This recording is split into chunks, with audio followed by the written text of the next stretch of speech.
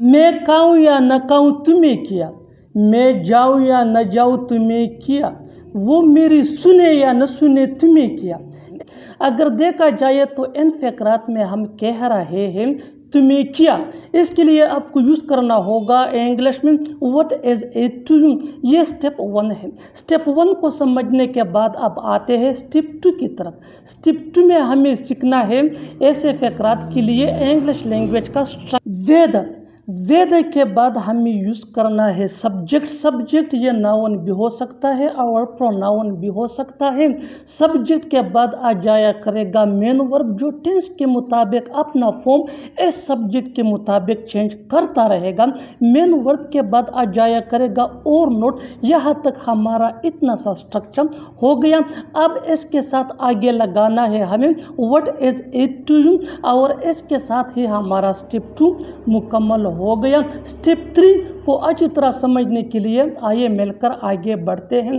میں کھانا کھاؤں یا نہ کھاؤں تمہیں کیا، whether I eat or not what is it to you، whether I eat or not what is it to you۔ Next example for better understanding، میں جاؤں یا نہ جاؤں تمہیں کیا، whether I go or not what is it to you، whether I go or not what is it to you، وہ میری سنے یا نہ سنے تمہیں کیا، whether she listens to me or not۔ یہاں تک ہمارا اتنا سا سینٹنس ہو گیا۔ اب ہمیں اس کے ساتھ آگے کیا لگانا ہے، شاباش بتائیے، بالکل correct, what is it to you۔ اگر وہ ناراض ہو گیا تو، اگر بجلی چلی گئی تو، اگر اس نے تم سے شادی نہیں کی تو۔ اگر دیکھا جائے تو ان فقروں میں ہم کہہ رہے ہیں اگر تو، اس کے لیے آپ کو یوز کرنا ہوگا انگلش میں what if۔ آئیے کمپلیٹ اسٹرکچر سمجھتے ہیں۔ what if plus sentence. Sentence یہ سمپل پریزنٹ ٹینس کا ہوگا، جس کو پریزنٹ انڈیفینٹ ٹینس بھی کہا جاتا ہے۔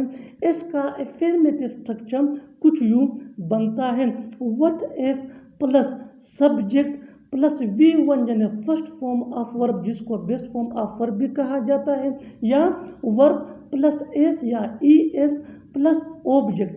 اگر سبجیکٹ پلورل ہو یعنی آئی وی دے یا پلورل نہ ہو تو پھر ہمیں V1 یعنی first form of verb use کرنا ہے، اور اگر سبجیکٹ سنگولر ہو یعنی ہی شی اٹ یا سنگولر ناؤن ہو تو پھر ہمیں ورب کے ساتھ ایس یا ای ایس لگانا ہے، اور اس کے بعد آبجیکٹ آ جایا کرے گا، اور اگر ہمیں لکھنا ہے تو پھر کوسچن مارک۔ نیگیٹو اسٹرکچر کچھ یوں ہے what if plus subject plus don't یا ڈزنٹ۔ ڈونٹ یہ ڈو نوٹ کا شارٹ فارم ہے، اور یہ پلورل سبجیکٹ یعنی آئی وی دیم یا پلورل نیم کے ساتھ یوز ہوتا ہے۔ ڈزنٹ یہ ڈز نوٹ کا شارٹ فارم ہے، اور یہ ہی شی اٹ یا سنگولر ناؤن کے ساتھ یوز ہوتا ہے۔ اس کے بعد آ جایا کرے گا V1 یعنی فرسٹ فارم آف ورب، پھر ہمیں یوز کرنا ہے آبجیکٹ، اور آخر میں اگر ہمیں لکھنا ہے تو پھر کوسچن مارک۔ اس اسٹرکچر کو اچھی طرح سمجھنے کے لیے کچھ مثالیں دیکھتے ہیں۔ اگر وہ ناراض ہو گیا تو what if he gets angry، what if he gets angry۔ he یہ سنگولر تھرڈ پرسن پروناؤن ہے، اس لیے ورب گیٹ کے ساتھ is ایڈ ہوا ہے۔ Next example for better understanding, اگر بجلی چلی گئی تو so what if the power goes out، what if the power goes out۔ power یہ سنگولر ناؤن ہے، سو گو کے ساتھ ایس کا اضافہ ہوا ہے۔ One more example for better understanding, اگر اس نے تم سے شادی نہیں کی تو، اب یہ نیگیٹو فقرہ ہے، سو رول کے مطابق what if he doesn't marry۔ میں نے ایسا کچھ نہیں کیا، میں نے ایسا کچھ نہیں کہا، میں نے ایسا کچھ نہیں سوچا۔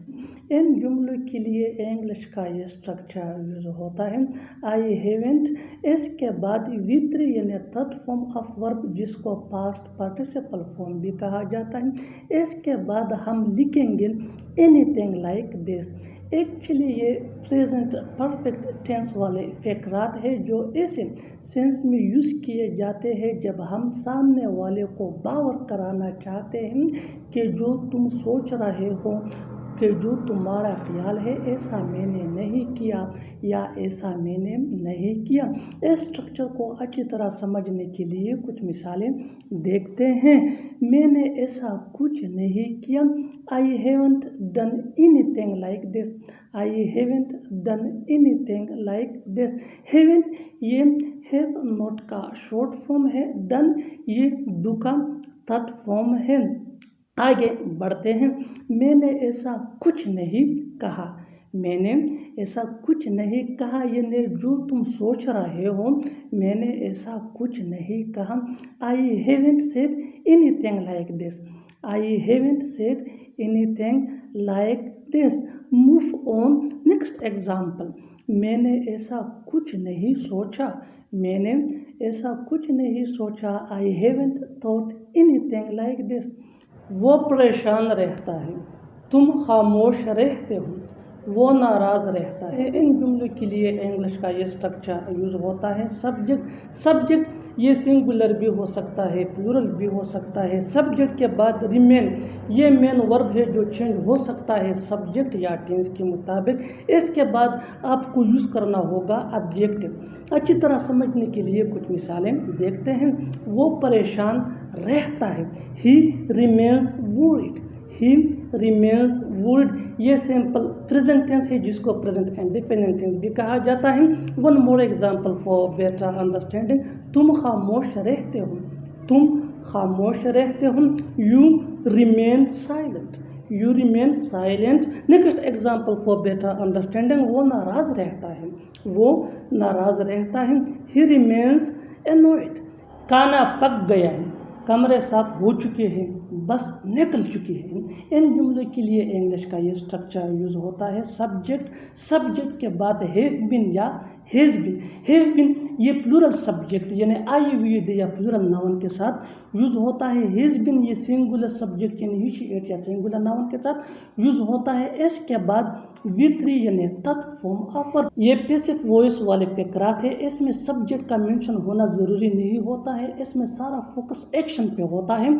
अच्छी तरह समझने के लिए कुछ मिसालें देखते हैं। खाना पक गया है यानी खाना पक गया है किसने पकाया है, सब्जेक्ट का मेंशन होना ज़रूरी नहीं है, सारा फोकस एक्शन पे है। The food has been cooked. The food has been cooked. कमरे साफ हो चुके हैं, किसने साफ किए हैं इसको मेंशन करना ज़रूरी नहीं है यानी सब्जेक्ट को शो करना ज़रूरी नहीं है, सारा फोकस एक्शन पे है।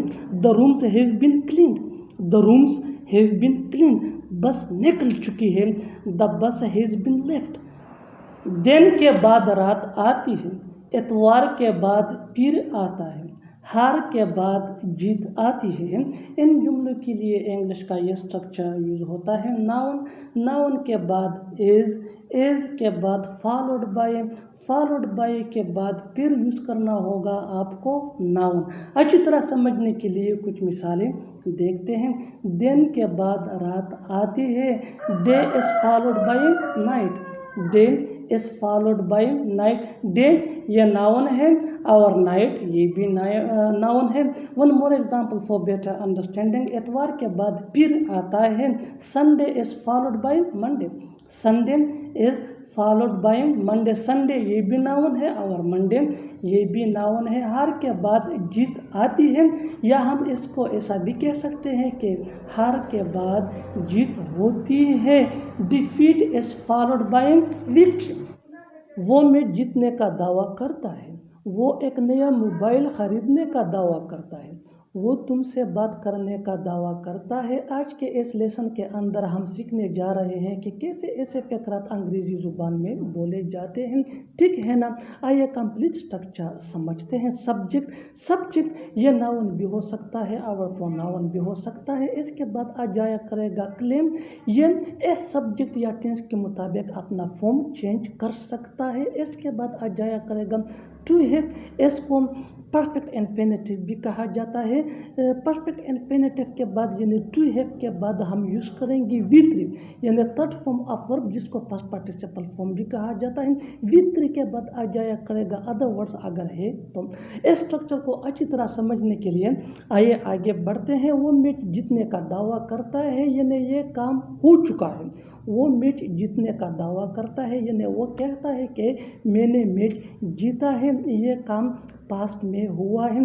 He claims to have won the match, he claims to have won the match. Won ये V3 है यानी थर्ड फॉर्म ऑफ वर्ब।